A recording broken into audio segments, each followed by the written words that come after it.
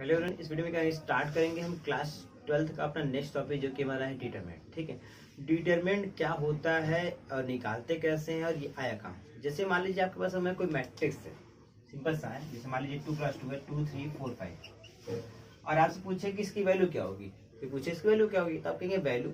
Value आपने ऐसा तो कुछ पढ़ा ही नहीं, कभी मैट्रिक्स पढ़ा, लेकिन पर्टिकुलर किसी मैट्रिक्स की वैल्यू भी हो सकती है ऐसा हमने नहीं पढ़ा है ना। तो यहाँ पर हम क्या कर सकते हैं, पढ़ेंगे किसी मैट्रिक्स की वैल्यू को निकालना। और किसी मैट्रिक्स की जो वैल्यू होती है वो क्या होती है, हमारा नंबर होता है, कोई ना कोई नंबर भी होता है। ठीक है, अब इसकी वैल्यू तो निकालेंगे कैसे, बात ही आता है। तो इसलिए हम पढ़ रहे हैं डिटरमिनेंट। ऐसे डिटरमिनेंट क्या होता है, एक स्पेसिफिक वैल्यू को डिनोट करता है, किसी पर्टिकुलर मैट्रिक्स की स्पेसिफिक वैल्यू को बताता है कि इस मैट्रिक्स की वैल्यू क्या होगी उसके बारे में। सिंपली हमारा मैट्रिक्स ए है, ठीक, इसके डिटरमिनेंट को हम ऐसे लिखते हैं, डेट ए से लिखते हैं, ठीक, या फिर ऐसे लिखते हैं। इसको मॉडुलस ऑफ ए नहीं पढ़ते हैं, डिटरमिनेंट ऑफ ए पढ़ते हैं। हाँ, जल्दी पढ़ते पढ़ते लोग मॉडुलस से मॉडे पढ़ने लगते हैं, लेकिन इसको असली नाम इसका डेट ए मतलब डिटरमिनेंट ऑफ ए, इसलिए लिखा ना डेट ए मतलब डिटरमिनेंट ऑफ ए। ये भी हमारा डिटरमिनेंट ऑफ ए को ही बता रहा है। तो हो सके मैं भी पढ़ते पढ़ते हो सके इसी को बोल दूं कि मॉड है, लेकिन वो मॉड नहीं है, वो हमारे डिटरमिनेंट ऑफ मैट्रिक्स ए को डिनोट कर रहा है। ठीक है, ध्यान रखिएगा। तो ये डिटरमिनेंट होता है क्या, मैंने बता दिया आपको सिंपल सा। क्या, जो मैं किसी मैट्रिक्स की स्पेसिफिक वैल्यू बताता है वही होता है डिटरमिनेंट। ठीक, अब डिनोट कैसे करते हैं वो हो गया। अब मैट्रिक्स है तो जितने भी स्क्वायर मैट्रिक्स होते हैं उन्हीं की डिटरमिनेंट की बात करते हैं, उन्हीं का डिटरमिनेंट हमारा निकलता ही। ठीक है, अब निकालते कैसे बात करता है, तो हम लाइन चलेंगे। पहले हम चलेंगे ऑर्डर 1 के बारे में। मतलब हमारा कोई मैट्रिक्स है सिंपल सा जिसका ऑर्डर 1 है, मतलब कि मैट्रिक्स में एक एलिमेंट है ए, इसका क्या डिटरमिनेंट होगा, डिटरमिनेंट मतलब इसका हम डिटरमिनेंट निकालना है तो इसको हम ऐसे लिखते हैं। ठीक है, किसी भी मैट्रिक्स का डिटरमिनेंट निकालना हो तो उसको हम इस तरह के ब्रैकेट के में लिखते हैं। ठीक है, जैसे यहाँ लिखा था ना 2 3 4 5। अब इसका निकालना डिटरमिनेंट तो इसको हम क्या करेंगे, इसको लिख देंगे ऐसे 2 3 4 और 5। ये डिटरमिनेंट को बताता है, ये मैट्रिक्स है। ये मतलब ये डिटरमिनेंट बता रहा है किसका, कोई मैट्रिक्स हमारा ये है उसके डिटरमिनेंट को ये बता रहा है। ध्यान रखिएगा इस बात का कि लिखते हैं ऐसे। ठीक है, अब इसको देखिए हमें करना है। ठीक है, तो हम लाइन से सीखेंगे। पहले हम सीखेंगे ऑर्डर 1 के बारे में, क्योंकि कोई मैट्रिक्स हमारा ऑर्डर 1 का है तो उसका हम कैसे डिटरमिनेंट निकालेंगे। ऑर्डर 3 का है तो उसका कैसे निकालेंगे। देखिए ऑर्डर 1 बहुत सिंपल है। अगर आपको ऑर्डर 1 की बात करें, मान लीजिए आपको दे दिया ये 2 मैट्रिक्स है। अब देखिए इसमें केवल एक एलिमेंट है, इसका डिटरमिनेंट निकालना है तो इसका डिटरमिनेंट मतलब कि ऐसे हो जाएगा और इसकी वैल्यू सिंपल सा 2 आ जाएगा। ऑर्डर 1 का तो वही होता है, जो रहता है मैट्रिक्स वह इसकी वैल्यू होती है। ऑर्डर 2 के बारे में बात करते हैं। यहाँ लिखा है 2 3 4 और 5। इसका निकालना है क्या, डिटरमिनेंट, मतलब 2 3 4 5 का निकालना है डिटरमिनेंट। कैसे निकालेंगे, तो इसका बहुत सिंपल है। इसका हम करते हैं क्या, क्रॉस मल्टीप्लाई करते हैं। 5 का 2 से करेंगे तो 10, फिर आता है माइनस, ठीक, फिर 4 का 3 से करते हैं तो 12, तो आएगा -2। ये हो गया डिटरमिनेंट की वैल्यू। डिटरमिनेंट की वैल्यू कुछ भी, नेगेटिव पॉजिटिव जीरो कुछ भी हो सकती है, वो जैसा दिया रहेगा। कॉम्प्लेक्स नंबर भी आता है, ऐसी बात नहीं आता। कॉम्प्लेक्स नंबर हम ले लेंगे यहाँ पर मैट्रिक्स में तो कॉम्प्लेक्स नंबर आ जाएगा, तो कुछ भी आ सकता है, रियल और कॉम्प्लेक्स नंबर दोनों हो सकता है। ठीक, ये हो गया 2+2। अब आएंगे 3+3। ठीक, मतलब मान लीजिए हमारे पास मैट्रिक्स दिया 3+3 का। अब उसका हमें निकालना है कि उसका डिटरमिनेंट क्या होगा। उसके पहले मैं आपको थोड़ा सिखाऊंगा साइन कन्वेंशन के बारे में।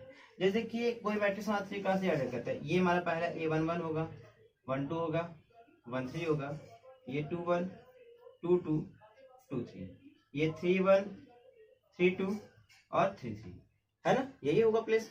तो देखिए निकालना इसमें चाहे इसमें दोनों में एक साइन कन्वेंशन होता है, उसको मैं सिखाऊंगा। सिंपली क्या चलता है, ये -1 के पावर i प्लस ये चलता है। अब बात ही साइन कन्वेंशन क्यों बता रहा हूँ, इसका क्या यूज है। इसका यूज है डिटरमिनेंट निकालने में, तो आपको पता होगा तभी आप कर पाएंगे। ठीक है, किसी भी स्क्वायर मैट्रिक्स से मैं 2+2 दिया है 3+3 दिया, उसका डिटरमिनेंट निकालने के लिए हम करते हैं क्या, उस मतलब कि मैट्रिक्स को या फिर डिटरमिनेंट को निकालना है, एक्सपेंड करते हैं। किसके थ्रू, ये हमारा देखिए पहला रो है R1, दूसरा R2, ये R3, C1, ये क्या है C2, ये क्या है C3।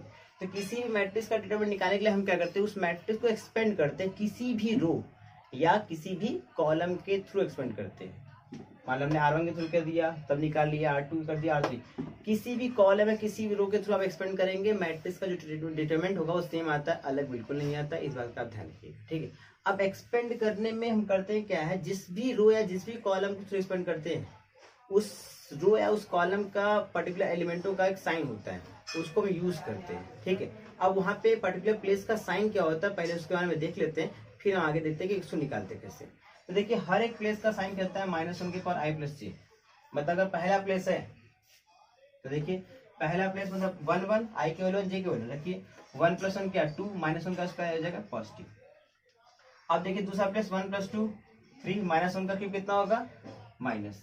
अगला देखिए आ जाएगा प्लस आ जाएगा। देखिए निकालिए 1 3 4, इवन आएगा तो पॉजिटिव और ऑड आएगा तो सीधी बात है निगेटिव हो जाएगा। 2 + 1 3 निगेटिव, फिर पॉजिटिव, फिर निगेटिव, फिर आइए 3 + 1 4, इवन तो पॉजिटिव निगेटिव पॉजिटिव। ये साइन आप याद देखिएगा 3 × 3 का, इस तरफ 2 × 2 का बना सकते हैं। अगर 2 × 2 का होगा तो बस इतना ही होगा, 2 × 2 में ले लेंगे प्लस माइनस माइनस प्लस। ठीक है, अब देखिए इसीलिए यहाँ पे देखिए माइनस लगा हुआ है, प्लस प्लस और ये बीच में आया माइनस, तो ये माइनस ये माइनस होता है तो सिंपली वहां से कट के हमारा माइनस आ गया। ठीक है, अब इसको हमने कैसे किया मैं आपको बताता हूँ। अब देखिए जब होगा तो आपको समझाया कैसे करते हैं। इस प्लेस का साइन या देखिएगा जिस भी कॉलम या जिस भी रो के थ्रू एक्सपेंड करेंगे तो आपको उस रो की साइन पता होना चाहिए कि उस रो का साइन क्या होता है, उस रो के प्लेस का साइन क्या होता है। मैं बता रहा हूँ उस प्लेस के रो का साइन क्या होगा। जैसे मैंने इसके थ्रू एक्सपेंड किया तो ये प्लस ये माइनस ये प्लस, इसका यूज करेंगे। ठीक है, अब मैं आपको मैट्रिक्स को एक्सपेंड करके दिखा रहा हूँ कैसे उसे एक्सपेंड करते हैं और कैसे यूज करते हैं। ठीक है,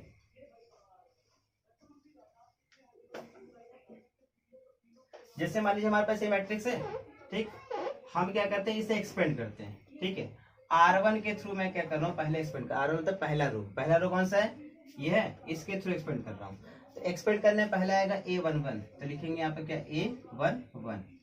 फिर आता है डिटर्मिनेंट, A11 के सामने कौन है ये काट दीजिए, ये काट दीजिए, ये बचा, तो ये हो जाएगा क्या A22 A23 A32 और A33। अब आगे बढ़ेंगे, R1 में दूसरा क्या है ये A12 है और A12 के प्लेस का साइन क्या होता है, प्लेस का साइन क्या होता है माइनस होता है ना, तो यहाँ आ जाएगा माइनस। और A22 का साइन नहीं, A22 के प्लेस का साइन क्या होता है माइनस। ये A22 कुछ भी हो नेगेटिव पॉजिटिव से मतलब नहीं, उस प्लेस का साइन क्या होता है माइनस। अब A22 के करस्पॉन्डिंग जो होगा उसके आमने सामने दाएं बाएं जितना है सब कट कर दीजिए। A22 ये है, अब देखिए मैं इसको मिटा दे रहा हूँ। अब देखिए A22 यहाँ पर है, अब इसके सामने क्या है ये कट और ये कट, क्या बचा ये देखिए हमारा A21 A31, तो A21 A31 और यहाँ क्या बचा A22 और A23 और ये क्या A33। ठीक है, A23 और A33। ठीक है, अब देखिए इसका क्या है A13 है ना, ये हमारा A13 है। अब A13 है तो यहाँ पे देखिए इस प्लेस का साइन क्या होता है प्लस माइनस और ये क्या प्लस, तो यहाँ कर देंगे प्लस A13। अब इसके थ्रू क्या होगा, तो इसके थ्रू देखिए क्या कट हुआ है, एक वर्टिकल लाइन एक हॉरिजॉन्टल लाइन, यही होती है एक वर्टिकल लाइन एक हॉरिजॉन्टल, कट कर दिया। अब करने पे देखो क्या बचा, इस लाइन ने इसको कट किया तो ये बचा, और ये क्या है A21 A22 फिर A31 और A32। ठीक है, ये करने का भी होता है, मैंने बताया R1 के थ्रू। अब इसका वैल्यू निकाल लीजिए, देखिए क्या होगा A11 इसका मल्टीप्लाई से तो A22 माइनस मतलब A33 माइनस क्या आएगा A32 और A23, फिर माइनस A22, ये क्या होगा इसका मल्टीप्लाई से A21 A33 माइनस A31 और A23। यहाँ ये क्या होगा A13, इसका अगर ये क्या होगा A21 A32 A31 A22। ठीक, तो अब देखिए हमने क्या किया, जस्ट इसका मल्टीप्लाई क्रॉस मल्टीप्लाई जैसे हम लोग करते आते हैं क्रॉस मल्टीप्लाई, वैसे मैंने किया कुछ अलग किया। तो इसमें सीखने वाली ये चीज थी कि मैंने R1 के थ्रू एक्सपेंड किया, तो यहाँ का प्लस यहाँ का माइनस यहाँ का प्लस हमने यूज किया, प्लस माइनस प्लस। उस प्लेस का साइन उस पर्टिकुलर एलिमेंट का साइन मतलब नेगेटिव पॉजिटिव कुछ उससे मतलब नहीं है, हमें प्लेस का साइन ध्यान रखना होता है, इस बात का ध्यान रखिएगा। अब मैं R1 के थ्रू कर दिया, इसी तरह आप क्या कर सकते हैं, इसी तरह इसको मिटाता हूँ थोड़ा क्योंकि साफ लिखा रहेगा तो आपको समझ आएगा। A11 12 13 21 22 23 31 32 और 33। अब देखिए ये दिया हुआ है, इसका अगर हमें निकालना होगा, मान लीजिए हमने R1 के थ्रू नहीं किया, हमने C1 के थ्रू कर दिया, तो C1 के थ्रू करें तो ये ले लेंगे। इस केस में इस प्लेस का साइन क्या होगा माइनस है ना, सॉरी प्लस, इसका साइन क्या होगा माइनस, इसका साइन क्या होगा प्लस। और देखिए इसके थ्रू कैसे निकालेंगे, A11 है, इसके थ्रू ये कट, ये बचा, तो फिर से ये चीज 8 अब यहाँ पे तो आ जाएगा। फिर ये देख साइन क्या है माइनस, तो माइनस लगा देंगे A21। इसके सामने देखिए ये कट, ये बचा 1 2 3 और ये 4, इनको लिख दीजिए A12 A13 A32 और A33। फिर आइए लास्ट में क्या है, A प्लस में है प्लस A31। इसके सामने देखिए ये कट, क्या बचा, जहां भी आप पहुंचेंगे बस वहां आपको उसी के थ्रू एक हॉरिजॉन्टल लाइन एक वर्टिकल लाइन ड्रॉ कर दीजिए। जो कट गया, कटने के बाद जो बचा रहेगा उसी का डिटरमिनेंट आप निकाल दीजिए। देखिए A12 13 22 यहाँ लिख दीजिएगा, A12 13 ये 22 और ये 2 3 हो जाएगा। तो इसी तरह निकालते हैं, वैल्यू चेंज नहीं होता, आप निकाल देखेंगे सेम सेम वही आता है। ठीक है, तो ये 3x3 ऑर्डर करता है, ये बहुत इंपॉर्टेंट है क्योंकि आपको डिटरमिनेंट निकालने आएगा तभी आप आगे इनवर्स वगैरह जो पढ़ने वाले हैं मैट्रिक्स पे पढ़ेंगे उसको, क्योंकि उसमें क्वेश्चन आता ही आता है, इंपॉर्टेंट है। तो आपको ये आएगा तभी आप वो कर पाएंगे, अन्यथा आप कर नहीं पाएंगे। ठीक है, तो ये हमारा क्या हो गया फाइनल, ये हमने सीख लिया कैसे निकालते हैं। अब एक आप न्यूमेरिकल क्वेश्चन देखिए, इसमें न्यूमेरिकल क्वेश्चन कैसे करते हैं। 2x2 देख लिया आपने, 3x3 का एक न्यूमेरिकल क्वेश्चन देखिए आप, मैं उसको बता दे रहा हूँ ताकि आपको क्लियर रहे। ठीक है, देखिए जैसे मान लीजिए आपको दिया हुआ ये 1 2 3 0 -1 और 0 1 और 4 और 3, इसका निकालना है। सिंपल सा है, हम पहले आप डिसाइड करिए आप किसके थ्रू एक्सपेंड करना चाहते हैं। तो मैंने आप करिए कि R1 के थ्रू एक्सपेंड करिए, ज्यादा बेहतर होता है। तो एक्सपेंडिंग अलोंग R1 क्या है 1 ब्रैकेट। अब देखिए इसके सामने ये कट, क्या बचा, ये बच गया। और इसका डिटरमिनेंट निकाल लेंगे, तो इसका डिटरमिनेंट मतलब क्या 1, ये -1 0 4 और 3। फिर इसका साइन क्या होता है माइनस, और यहाँ एलिमेंट क्या है 2। अब इसके थ्रू ये कट और ये कट, क्या बचा, देखिए ये कट मिटा देता हूँ मैं जिसके थ्रू हो गया। ठीक है, अब देखिए 2 के थ्रू ये कट हो जाएगा, ये कट हो जाएगा, बचेगा ये वाला और ये वाला 0 1 और 0 3। फिर आता है क्या, इस वाले प्लेस का साइन प्लस और ये 3। अब इसके थ्रू देखिए ये कट, ये बचा 0 -1 1 और 4।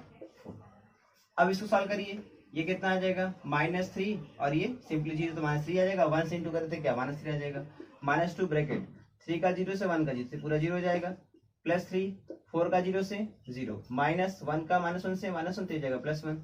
ये आएगा -3 0 0 ये क्या आएगा +3 इक्वल टू क्या आएगा 0 आ गया। सिंपली मैट्रिक्स मतलब इसका जो डिटरमिनेंट आया इस पर्टिकुलर का 0 आ गया।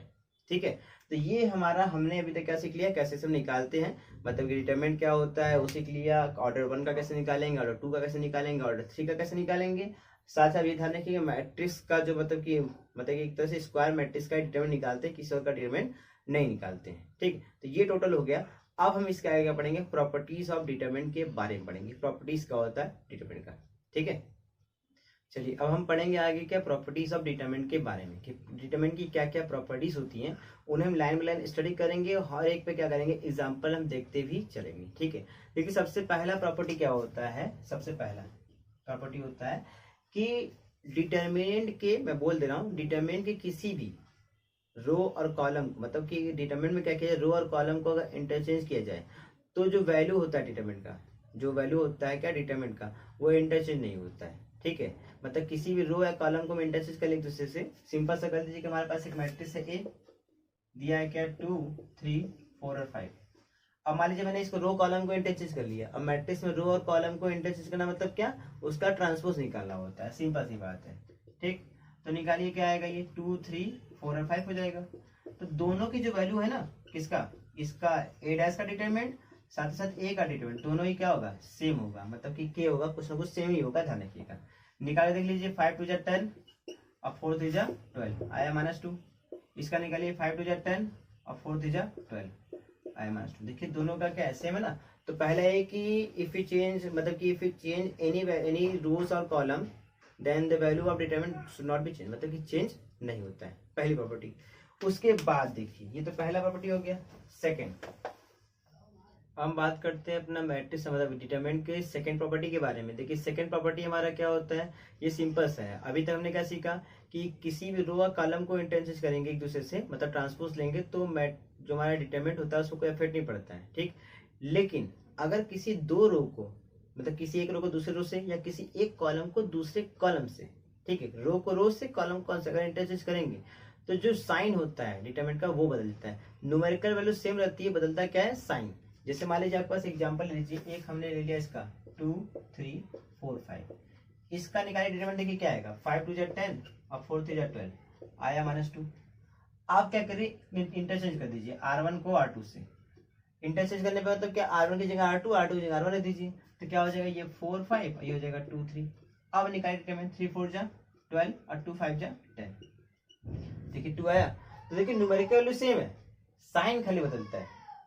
इस बात ध्यान रखिए, जब भी दो रो को, मतलब एक रो को दूसरे रो से या किसी एक कॉलम को दूसरे कॉलम से इंटरचेंज करेंगे तो डिटरमिनेंट की न्यूमेरिकल वैल्यू सेम होती है, खाली बदलता है क्या है साइन उसका बदलता है, निगेटिव तो पॉजिटिव, पॉजिटिव निगेटिव, ठीक। ये दूसरी प्रॉपर्टी है।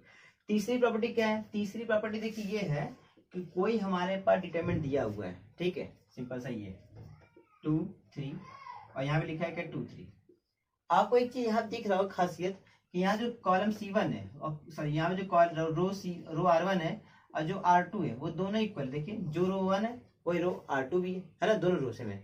तो जब ऐसा हो कि किसी भी डिटरमिनेंट दो कोई रो या कोई दो कॉलम, कम से कम दो रो दो कॉलम, ठीक है, इक्वल हो तो डिटरमिनेंट की वैल्यू डायरेक्ट वैल्यू क्या होती है 0 होती है। जैसे यहाँ देखिए निकालिए 6 6 0, अभी तो ठीक है, सिंपल सा वैल्यू निकालेंगे, 3 क्रॉस दिया आ गया और बड़ा आ गया, उसका कैसे निकालेंगे, ठीक है। तो इसे मान लीजिए 1 4 3 लिखा है, ये 1 4 3 और यहाँ लिखा है 6 7 8। अब देखिए 3 क्रॉस लिखा है, अब देखिए अगर आप उसका वैल्यू निकालेंगे तो बहुत लंबा चल जाएगा, टाइम तो लगेगा ना, लेकिन आप थोड़ा ध्यान दीजिए तो C1 क्या है C2 के इक्वल है, तो आप डायरेक्ट कर सकते हैं इसकी वैल्यू क्या 0 आएगी, बिना एक्सपेंड किए ही आप बता सकते हैं कि इसकी वैल्यू क्या होगी 0 होगी, ठीक है। तो ये ज्यादा अच्छा तरीका है क्योंकि एग्जाम वगैरह में रहता है बहुत जल्दी बताना पड़ता है, तो एंट्रेंस एग्जाम के लिए बहुत बेहतर तरीके, इसलिए प्रॉपर्टीज वगैरह आप याद रखिएगा, ठीक है।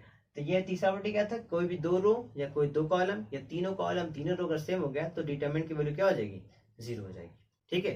तो ये हमारी तीसरी प्रॉपर्टी हो गई। चौथी प्रॉपर्टी क्या होती है वो देखिए आप, तो इसको पहले रख लेते हैं।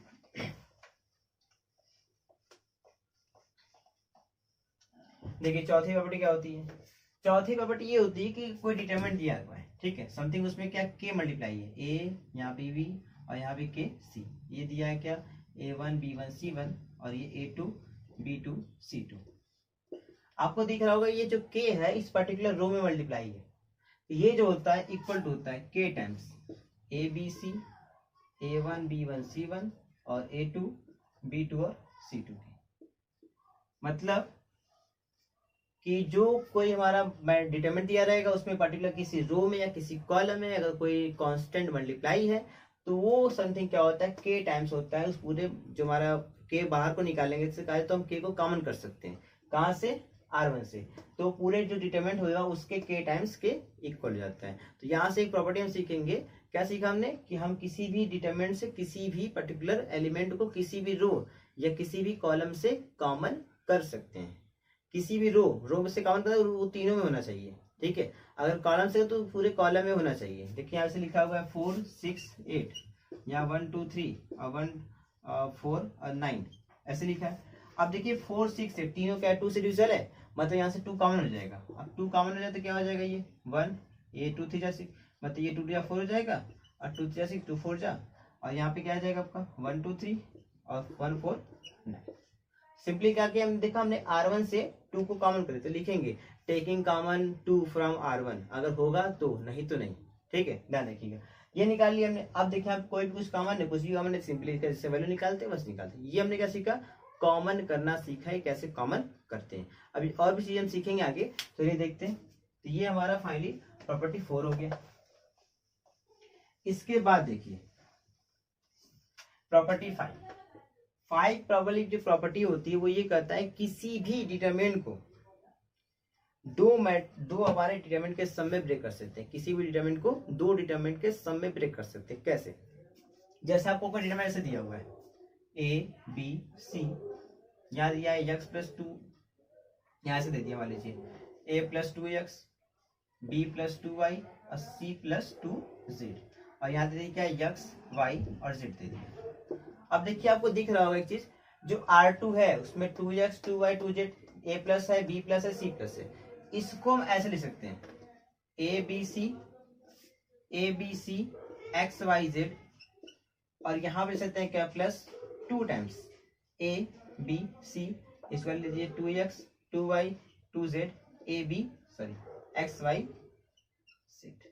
ठीक, तो यहाँ हमने क्या कि इसको दो पार्ट में ब्रेक कर लिया, 2x 2y 2z को अलग कर लिया, ABC को अलग कर दिया, इस तरह से ब्रेक कर सकते हैं। और आपको दिख रहा होगा कि देखिए एक प्रॉपर्टी जैसे पहला वाला पढ़ा हमने, चौथा वाला, उसके अकॉर्डिंग 2 सब में है, तो ये R2 से 2 कॉमन कर लेंगे, सिंपली आप इसको ऐसे लिख सकते हैं ये। और आपको दिख रहा होगा इसकी वैल्यू निकालना, देखिए ABC R1 R2 सेम, तो वैल्यू क्या होगा 0।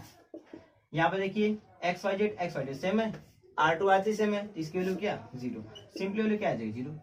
ऐसे भी निकालेंगे तभी वैल्यू 0 ही आएगा, लेकिन बात है कि ऐसे अगर एक्सपेंड करेंगे तो टाइम लग जाएगा। तो इस प्रॉपर्टी का यूज करके हम किसी मैट्रिक्स का डिटरमिनेंट निकाल सकते हैं, बता सकते हैं। अब सबका 0 ऐसा नहीं है, लेकिन थोड़ा सा सॉल्व करने में इजी हो जाता है। ठीक है, तो ये हमारा क्या था, सम वाली प्रॉपर्टी थी, किसी डिटरमिनेंट को दो मैट्रिक्स के सम में कैसे ब्रेक करेंगे। ठीक है, जैसे यहाँ पे देखिए रो में सम था तो रो में ब्रेक कर लिया, कॉलम में सम रहेगा, मतलब ऐसे आ जाए, मान लीजिए ऐसा ना लिख करके यहाँ पे लिखा है a, यहाँ b, और ऐसे लिखा है यहाँ पर प्लस 2x प्लस 2y और प्लस 2z, तो हम ऐसे ब्रेक करेंगे। तब इस कंडीशन में देखिए इसे कैसे लिखेंगे, ये तुम्हारा a और ये हमारा a है, ये हमारा x है, सही है, ये सब सेम रहेगा। यहाँ पर खाली देखिए आपका बदलेगा, यहाँ पर आपका मतलब कि इसको बदलेंगे, तो यहाँ लिखेंगे क्या 2x 2y और ये 2z, अब बाकी प्लेस को जो उसको से दीजिए, बाकी प्लेस से क्या BC YZ, पहले दीजिए BC और ये क्या YZ। ठीक है, तो ये हमारा हो गया। तो अब देखिए हमने कॉलम में था तो हमने कॉलम में इस तरह ब्रेक कर लिया। ठीक है, तो जैसा रहेगा उस तरह ब्रेक करता। देखिए यहाँ पे क्या, इस कॉलम में 2 कॉमन, तो 2 को बाहर कर लेंगे, x y z b b y और सी सी जेड, ऐसे हो जाएगा। अब देखिए इसकी वैल्यू 0 नहीं आएगी, इसका तो 0 आएगा, लेकिन यहाँ देखिए x b c y b c और जेड वाई जेड है, तो कोई सेम नहीं, तो इसकी वैल्यू 0 नहीं कि इसका 0 हो जाएगा। देखिए सॉल्व करना पड़ेगा, कुछ ना कुछ वैल्यू इसका आएगा, तो वो देखने पता चलेगा। ठीक है, तो ये हमारी 5वीं वाली प्रॉपर्टी होगी। ठीक है, अब चलिए हम देखते हैं कुछ और प्रॉपर्टीज को डिटरमाइन के। मैंने उससे सिंपली राइट कर दिया क्योंकि बहुत सारे प्रॉपर्टीज थे सिंपल छोटे छोटे, जो आपको यहाँ पे तो ठीक है एकेडमिक वाले में देखेंगे तो ये सब थोड़ा नहीं दिया होगा, एनसीईआरटी वगैरह वाले में ये मुझे पता था, तो मैंने इसको पूरे राइट कर दिए ताकि आपको साथ साथ ये करते भी रहे एकेडमिक भी, और आपको इंटरेस्ट वगैरह के लिए भी छोटी छोटी चीजें पता चलती है। तो कि अभी आप स्टार्ट कर देंगे तो आपको थोड़ा लर्न हो जाएगा, आपको लर्न जाए तो उस समय आपको एग्जाम में ये चीजें काम आएंगी, तो उसको थोड़ा सा तो कम पढ़ना पड़ेगा। ठीक है, तो यहाँ देखिए कुछ दिया हुआ है, और जब तक आपका एग्जाम खत्म होता है तब आपको ये चीज लर्न भी हो जाएंगे और आपको थोड़ा फायदा भी रहेगा। देखिए है क्या, पहला है कि डिटरमिनेंट निकाला गया k इंटू ए, मतलब एक मैट्रिक्स ए है और k हमारा कांस्टेंट है। अगर इसका डिटरमिनेंट जो होगा वो k के power n into determinant of matrix A के इक्वल होता है।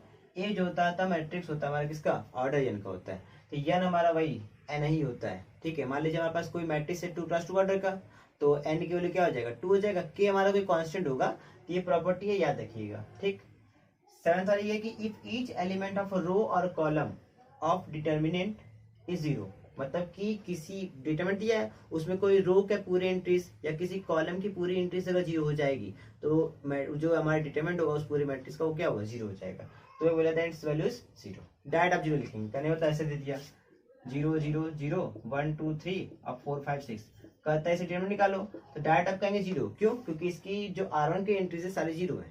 ठीक है, कोई भी रो कोई भी कॉलम का 0 हो गया पूरी तरह से तो वो पूरा क्या हो जाएगा 0 हो जाएगा, इस बात का ध्यान रखिएगा। ठीक, नेक्स्ट है कि डिटरमिनेंट ऑफ ए बी, मतलब एक मैट्रिक्स ए एक मैट्रिक्स बी है, दोनों का ऑर्डर क्या है सेम ऑर्डर का है, तभी बात हो रही है, सेम ऑर्डर का रहेगा तभी बात हो रही है, सेम ऑर्डर का रहेगा तो उनका प्रोडक्ट का जो डिटरमिनेंट होगा वो उनके अलग अलग डिटरमिनेंट के प्रोडक्ट के इक्वल होगा, मतलब कि ए का डिटरमिनेंट इंटू बी का डिटरमिनेंट के इक्वल होगा। ठीक, नवा आईएन का मतलब होता है आइडेंटिटी मैट्रिक्स, कितने ऑर्डर का एन ऑर्डर का। अब 2 ऑर्डर का तो क्या लिखते हैं 1 0 0 1, 3 का जानते ही आप, तो उसका हमेशा आइडेंटिटी मैट्रिक्स जब भी डिटरमिनेंट आप निकालेंगे तो हमेशा क्या आएगा 1 आएगा, 1 के अलावा कुछ नहीं आता है। ठीक, और दूसरा आता है ये ओएन, मतलब 0 मैट्रिक्स है, 0 मैट्रिक्स का डिटरमिनेंट हमेशा 0 होता है, आइडेंटिटी मैट्रिक्स का 1 होता है, 0 मैट्रिक्स का डिटरमिनेंट क्या होता है 0 होता है, ध्यान रखिएगा। ठीक, अब यहाँ पे देखा हुआ कि एन ऑर्डर का है, जितने ऑर्डर का वो 0 ही आता है। ठीक, उसके बाद स्क्वायर मैट्रिक्स ए, ये देखिए मैंने ऐड कर दिया, ये है भी आगे पढ़ना है लेकिन यहाँ प्रॉपर्टीज बता दी उसमें मैंने ऐड कर दिया। ठीक है, कोई हमारा स्क्वायर मैट्रिक्स है और ए क्या है is non singular, non singular मतलब कि डिटरमिनेंट क्या होगा नॉट इक्वल टू 0, किसी मैट्रिक्स का डिटरमिनेंट नॉट इक्वल टू 0 होगा तो नॉन सिंगुलर होता है, और अगर डिटरमिनेंट 0 हो गया तो वो क्या होगा, सिंगुलर हो जाएगा। सिंगुलर नॉन सिंगुलर हम पढ़ेंगे अभी, किसी भी मैट्रिक्स का इनवर्स निकालने में पढ़ेंगे अभी। डिटरमिनेंट की प्रॉपर्टी वगैरह बाद सवाल लगाने के बाद हम ये पढ़ेंगे, एडजॉइंट पढ़ेंगे, कोफैक्टर पढ़ेंगे, माइनर पढ़ेंगे, तो उसमें ये यूज होगा, वहां पे बताऊंगा, लेकिन यहाँ प्रॉपर्टी तो ऐड कर दिया, याद कर लीजिएगा। फिर 12वीं प्रॉपर्टी की determinant of a skew symmetric matrix of odd order. Order क्या होगा, ऑड होगा। अगर कोई स्क्यू सिमेट्रिक मैट्रिक्स है और उसका मतलब मैट्रिक्स है, पहले चेक कर लीजिए सिमेट्रिक की स्क्यू सिमेट्रिक। अगर स्क्यू सिमेट्रिक है तो उसका ऑर्डर क्या देखिए, उसका ऑर्डर अगर ऑड है तो सीधे उसका वैल्यू क्या हो जाएगा, 0। और एंड ऑफ इवन ऑर्डर, अगर इवन ऑर्डर का है तो उसका जो डिटरमिनेंट होगा वो क्या, नॉन जीरो परफेक्ट स्क्वायर होगा। कुछ होगा लेकिन जो भी होगा नॉन जीरो होगा, मतलब जीरो नहीं होगा, और एक परफेक्ट स्क्वायर होगा। इस बात का ध्यान रखिएगा। अब आपके पास क्वेश्चन आएगा उसको देखिएगा, फिलहाल प्रॉपर्टी को याद रखिए, ठीक है। तो ये हमारे कुछ क्या है, प्रॉपर्टीज है। इसके अलावा एक दो प्रॉपर्टीज और होती है, इसे देखिए आप। जैसे हमारे पास कोई डायगोनल मैट्रिक्स दिया हुआ है ना, डायगोनल मैट्रिक्स दिया हुआ है, तो डायगोनल मैट्रिक्स का डिटरमिनेंट क्या होता है, तो लिखेंगे क्या, डिटरमिनेंट, क्या लिखेंगे, determinant of diagonal matrix equal to होता है क्या, प्रोडक्ट ऑफ डायगोनल एलिमेंट्स। मतलब जो हमारे डायगोनल एलिमेंट होते हैं ना, उनका अगर प्रोडक्ट कर देंगे तो उसका क्या निकल जाएगा, तो इसे लिखेंगे क्या, equal to product of diagonal elements, ठीक है। तो देखिए डायगोनल मैट्रिक्स है, उसका अगर डिटरमिनेंट निकालना हो तो क्या, product of diagonal elements. Same काम इसके लिए आता है ट्रायंगुलर मैट्रिक्स। अगर कोई ट्रायंगुलर मैट्रिक्स है उसका अगर डिटरमिनेंट निकालना तो सेम कहेंगे, प्रोडक्ट ऑफ डायगोनल एलिमेंट, ठीक है। दोनों के लिए क्या होगा, सेम हो जाता है, कुछ अलग नहीं होता है। अब देखिए किसके लाता है, डायगोनल मैट्रिक्स और ट्रायंगुलर मैट्रिक्स का जो डिटरमिनेंट होता है वो क्या होता है, प्रोडक्ट ऑफ डायगोनल एलिमेंट से इक्वल होता है, ठीक। तो यहाँ से हमारी जो प्रॉपर्टीज वगैरह थी, डिटरमिनेंट क्या था, कैसे प्रॉपर्टीज, सब कुछ खत्म हो गया। अब फाइनली स्टार्ट करेंगे हम एनसीईआरटी का 4.1 और 4.2 दोनों को एक ही में कंबाइन करके इसको सॉल्व करेंगे। हाँ, कम पढ़ेंगे तो उसका सेकंड पार्ट बनाया जाएगा ताकि उसको अलग अलग आप कम टाइम में कर सके, ठीक है। अब आइए हम स्टार्ट करते हैं अपना डिटरमिनेंट का एनसीईआरटी एक्सरसाइज 4.1। देखिए इस पे पहला क्वेश्चन से पूछा हुआ कि इवेल्युएट, इसको पहले दूसरे को इवेल्युएट करना है। इवेल्युएट मतलब इससे सिंपल सा वैल्यू निकालना है। वैल्यू कैसे निकालेंगे, देखिए पहला क्वेश्चन क्या है, 2, 4, -5 और 1। इसका वैल्यू निकालना बहुत आसान है, क्रॉस मल्टीप्लाई करते हैं। 2 का 1 से करिए, 2 × 1, फिर आता है माइनस, फिर -5 का 4 से कर दीजिए, -5 इंटू क्या 4। देखिए 2 का 1 से करिए 2 आ जाएगा, और ये माइनस माइनस क्या हो जाएगा प्लस, और 5 का 4 से कितना आ जाएगा 20, ये सिंपली आ जाएगा 22, इसकी वैल्यू हो जाएगा। देखिए सेकंड क्वेश्चन हमारा क्या है, ये है cos थीटा और ये माइनस साइन थीटा, फिर क्या है साइन थीटा, और फिर क्या है cos थीटा। यहाँ भी सिंपल सा है, इसका मल्टीप्लाई करेंगे। देखिए cos का cos से करिए क्या आएगा, cos स्क्वायर थीटा, फिर आता है माइनस फार्मूले का, फिर इसका इससे करेंगे, देखिए साइन थीटा, ये माइनस साइन थीटा, ये प्लस हो जाएगा, और इसका हो जाएगा साइन स्क्वायर थीटा, और इसकी वैल्यू होती है 1, ये आपको पता है। तो ये हमारा सिंपल इसकी वैल्यू आ गया, ठीक। अब इसके आगे देखिए तीसरा क्वेश्चन, ये क्वेश्चन देखिए, ये ऐसा क्वेश्चन बोर्ड में आता है, तो ये इंपॉर्टेंट क्वेश्चन है आपके लिए, ठीक है। अब देखिए यहाँ पर क्या दिया है आपको, ए इक्वल टू एक मैट्रिक्स दे दिया है, और आपको प्रूव करना है मॉड 2, मतलब 2a का डिटरमिनेंट, मॉड 2a पर दोनों की चीज होती है, equal to 4 times mod a, मतलब a का डिटरमिनेंट। देखिए 2a है तो पहला काम आपको a दिया, तो पहले 2a निकाल लीजिए। 2a कितना हो जाएगा, 2 का मल्टीप्लाई 2, ये 4, ये 2 4 जा 8, और ये 4। फिर क्या करिए आप LHS निकाल लीजिए। LHS कितना है हमारा 2a, इसका निकालिए मॉड, तो 2a का मॉड निकालें तो 2a हमारा कितना दिया है ये, इसका जब मॉडल्स निकालें तो क्या आएगा, सिंपली इसका मॉड निकालेंगे तो ये हमारा हो जाएगा 2, 4, 8 और 4। निकालिए, 4 2 जा 8, और 8 4 जा कितना हो जाएगा, 8 चौक 32, और सिंपली हमारा आ कितना आ जाएगा, ये हमारा आ जाएगा क्या -20, ये इसकी वैल्यू होगी LHS। अब आप RHS निकाल लीजिए, ठीक है। तो इसमें यहाँ पर RHS निकालना, देखिए RHS हमारा क्या है 4 इंटू मॉड a, तो 4 इंटू ये हमारा क्या है a का डिटरमिनेंट निकालिए कितना आएगा 1 2 4 2। देखिए 4 ये हो जाएगा 2, और -4 2 जा 8, ये कितना आ जाएगा 4 इंटू -6, यानी क्या आ जाएगा 6 के 24, मतलब -24। LHS LHS आ गया हमारा, ठीक है। यहाँ पे देखिए बहुत सारे सवाल ऐसे आते हैं, यहाँ पे 3 कर देगा, तो यहाँ पे 3, वहां पे 4 है ना, तो ये सवाल इस तरीके से आते हैं बहुत सारे, ठीक है। तो ये बहुत ही इंपॉर्टेंट सवाल, इस तरह के क्वेश्चन जितने हो सके उतने प्रैक्टिस करिए, छोटे नंबर में 1-2 नंबर क्वेश्चन ही आते हैं, ठीक है। अब देखिए हमारा नेक्स्ट क्वेश्चन 4 और 5 है। देखिए 4 में क्या कह रहा है, इवेल्युएट, यहाँ पे क्या है 3x3 टाइप का, मतलब कि डिटरमिनेंट मैट्रिक्स था हमारा, तो उसको डिटरमिनेंट हमें निकालना है। अभी 2x2 का निकाला, अब 3x3 का देखते हैं। देखिए इसका निकालना है क्या, 3 -1 -2 0 0 -1 3 -5 और 0। और डिटरमिनेंट निकाले मैंने आपको बताया हुआ सिंपल सा, किसी के थ्रू क्या करें, किसी भी रो या कॉलम के थ्रू क्या करें, इसको एक्सपेंड कर दीजिए। अब एक्सपेंड करना, मान लीजिए सिंपली हम लोग इसको R1 के थ्रू ही मैक्सिमम टाइम्स करते हैं, लो ये करते हैं, तो हम R1 के थ्रू करते हैं। तो पहला क्या आएगा 3, अब R1 के थ्रू गया तो ये कट क्या बचा, ये क्रॉस मल्टीप्लाई करेंगे 0 का 0 से 0, फिर आता है फॉर्मूले का माइनस, -5 -1 कितना आएगा 5, तो यह हो जाएगा 5। फिर आता है माइनस, क्योंकि यहाँ का साइन माइनस होता है, वैल्यू कितनी है -1, तो हो जाएगा -1। ठीक, अब इसके आगे, अब देखिए ये कट तो इसका इंटू से 0 माइनस फॉर्मूले का 3 का इंटू -1 से करेंगे हम लोग, तो कितना आएगा -3 -3 आ जाएगा +3। फिर आता है प्लस, फिर यहाँ पे क्या -2 से हो जाएगा -2 ब्रैकेट, ये कट 5 का 0 से 0 3 का 0 से 0, तो फाइनली पूरा क्या हो जाएगा 0। तो यहाँ देखिए ये आ जाएगा -15 माइनस प्लस, और ये क्या 3, तो +3, बाकी 0 का आंसर क्या आएगा -12। ठीक, ये हमारा आंसर हो गया। अब इसके आगे देखिए सेकंड क्वेश्चन, इसको भी हमें इवेल्युएट करना है। देखिए ये दिया है 2 -1 -2 0 2 -1 3 -5 और 0। ठीक, अब इसे भी उसी तरह एक्सपेंड करेंगे R1 के थ्रू।